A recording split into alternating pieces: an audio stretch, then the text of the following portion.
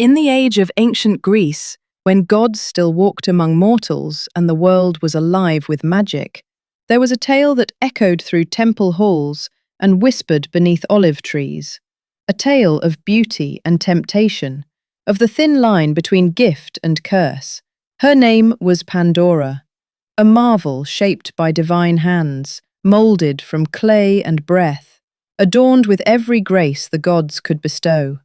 Her eyes sparkled with a light that rivaled the dawn, her laughter rang clear as the morning air, and her heart was untouched by sorrow or regret.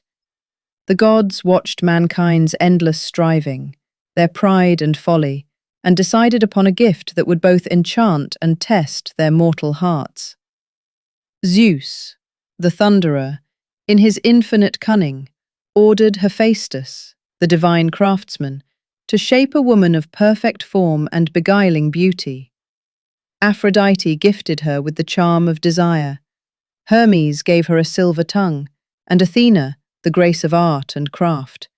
She was the first woman, and she was called Pandora, all gifted, a wonder and a warning in one.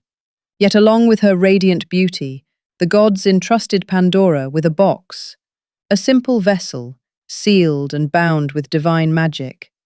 "Guard it well," they commanded in solemn tones, "but never open it, for what lies within is not meant for mortal eyes." Pandora accepted the gift with a humble bow, though her heart beat with questions. Each night, by flickering lamplight, she would gaze upon the box, tracing the delicate carvings that twined across its lid. Ancient runes and symbols that seemed to whisper secrets in the stillness. What wonders could be so precious, so perilous, that even the gods themselves forbade her to look inside? Days turned to weeks, and still, the box sat untouched, a silent promise of mystery and power.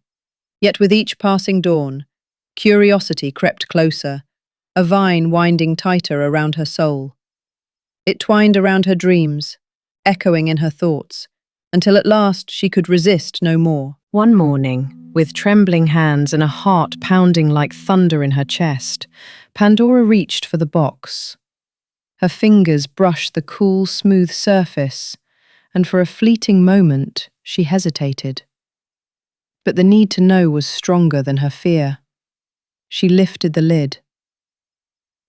In that instant, the world seemed to hold its breath. From the box, a sudden wind burst forth, carrying with it shadows and whispers, a torrent of spirits dark and sharp as winter's bite. They rose in a swirling storm, each more fearsome than the last. Pestilence with its icy breath, sorrow with its endless tears, greed's grasping claws, and envy's green-eyed stare. Despair, rage, and countless others, each born from the box, took to the air. They slipped through doors and windows into the hearts and minds of mortals. With them came the weight of pain and the taste of bitterness, and the world was never the same again. Pandora fell to her knees, horror twisting her face, as she tried to gather the spirits back, to call them home. Her cries echoed in the emptiness, but they were as fleeting as mist at sunrise, and the shadows were already gone. All seemed lost, until a gentle sigh rose from the depths of the box. Pandora leaned close, her tears blurring the golden light that flickered within. There, glowing softly, was a single spirit left behind: hope. It shimmered like the dawn's first light, fragile yet eternal. With trembling hands, Pandora cupped it close, her tears washing over its glow.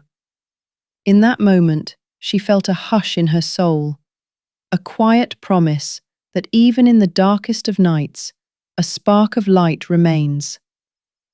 Hope rose from her hands like a warm breath, weaving through the world's wounds, soft as spring rain after a long winter.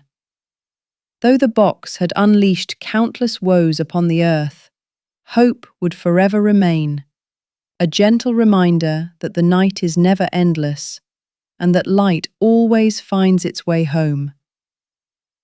And so, the tale of Pandora's box became a lesson whispered through the ages, a story of human frailty and the quiet power that endures.